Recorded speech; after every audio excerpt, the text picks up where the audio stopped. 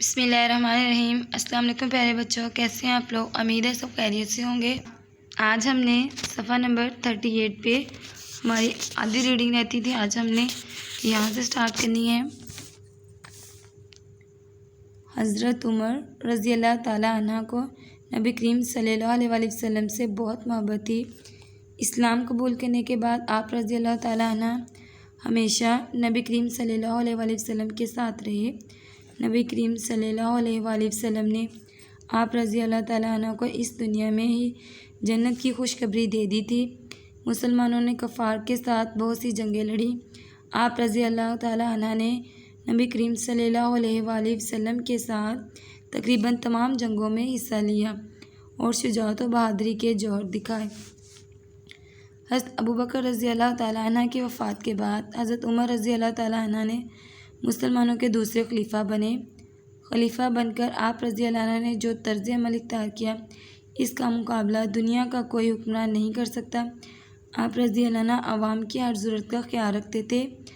آپ رضی اللہ تعالیٰ عنہ لوگوں کے حالات جاننے کے لیے رات کو گلیوں میں گشت کرتے تھے۔ آپ رضی اللہ تعالیٰ عنہ نے کمزوروں، بیواؤں اور مسکینوں کے لیے وظیفے مقرر کر رکھے تھے۔ آپ رضی اللہ تعالیٰ عنہ نے فوج اور پولیس کے محکمے قائم کیے، جیل خانے بنوائے اور ڈاک کا باقاعدہ محکمہ قائم کیا۔ غرض یہ کہ آپ رضی اللہ تعالیٰ عنہ نے رعایا کی بھلائی کے لیے بہت سے کام کیے۔ آپ رضی اللہ تعالیٰ عنہ لوگوں کے ساتھ انصاف کرتے تھے، کمزور اور طاقتور میں کوئی فرق نہیں رکھتے تک یہاں آپ نے 8/5 کی ڈیٹ رائٹ کرنی ہے۔ آپ نے جو ہے ریڈنگ کی ڈیٹ 8/5 کوئی فرق نہیں رکھتے تھے، یہاں تک آپ نے ریڈنگ کی ڈیٹ رائٹ۔ اس کے بعد آپ لوگوں کے سوال نمبر 40 پہ ہے تفہیم۔ آج ہم نے اس کا سوال نمبر 1 کرنا ہے۔